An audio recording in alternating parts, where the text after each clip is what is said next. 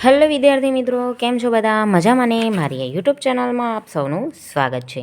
તો આજે આપણે જોઈશું 12th science chapter 8 aldehyde ketone અને કાર્બોક્સિલિક એસિડ સંયોજન.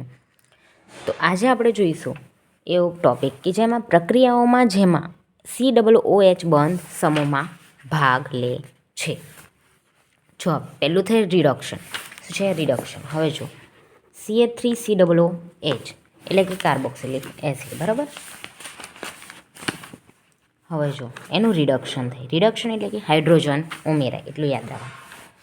લિથિયમ એલ્યુમિનિયમ હાઇડ્રેટ અથવા B2H6 શું કહેવાય? ડાયબોરેન. શું કહેવાય? ડાયબોરેન. હવે NaBH4 આ ઉદ્દીપક તરીકે લઈ શકાય નહીં, કેમ કે આનું સહેલાઈથી રિડક્શન થતું નથી. આનું સહેલાઈથી રિડક્શન થાય ના, એટલા માટે હાઇડ્રોજન ઉમેરાય ના, તેથી આ પ્રક્રિયામાં ભાગ લે નહીં. NaBH4 LiAlH4 lithium aluminium hydrate અને ડાયબોરેન.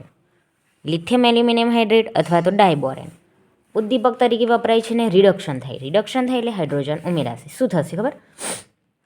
અહીંયાથી COની જગ્યાએ O દૂર થશે ને H2 ઉમેરાશે. તો CH3CH2OH આ એમનો એમ રહેશે, બરાબર. પણ આ ઓની જગ્યાએ O દૂર થઈ જશે H2O સ્વરૂપમાં અને H2 અહીંયા જોડાશે. ટોટલ 4 હાઇડ્રોજન છે. 4 હાઇડ્રોજન પ્રક્રિયામાં ભાગ લેશે. H2O દૂર થશે અને 2 હાઇડ્રોજન જે વધે આમાંથી 2 હાઇડ્રોજન ઓક્સિજનને લઈને દૂર થઈ જશે અને 2 હાઇડ્રોજન વધે અહીંયા ઉમેરાઈ જશે. તો શું બનશે? CH2. શું બન્યું?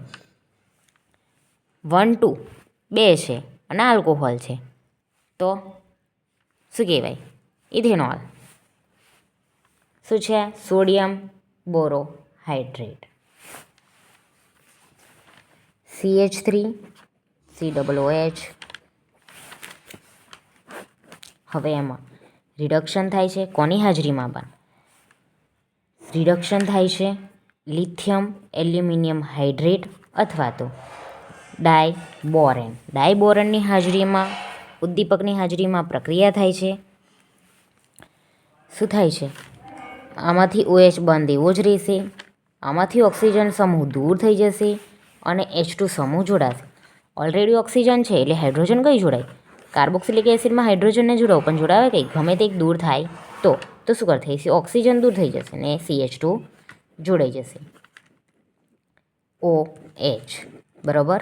ઓક્સિજન દૂર થયો એની જગ્યાએ કોણ આવી ગયું? હાઇડ્રોજન. કેમ? કારણ કે રિડક્શન છે. ઓક્સિડેશન તો ઓક્સિજન ઉમેરાત, હાઇડ્રોજન દૂર થાત, બરાબર. એની જગ્યાએ દૂર થઈ જતું જો ઓક્સિડેશન હતું. થઈ ગયું. આ બન્યું 2 કાર્બન એટલે આ CH3, સોરી આ CH3. ઇથેન વત્તા આલ્કોહોલ, ઇથેનોલ. શું બન્યું? ઇથેનોલ. 3 હતો પ્રોપિનોલ, 2 છે એટલા માટે ઇથેનોલ. ઓકે, જોઈ લો. લખવા હોય તો લખી લેજો, સ્ક્રીનશોટ પાડવા હોય તો પાડી લેજો. ઓકે મિત્રો, જો મારો વિડીયો ગમ્યો હોય તો લાઇક, શેર અને સબસ્ક્રાઈબ કરજો. મળીએ નેક્સ્ટ વિડીયોમાં. Bye bye.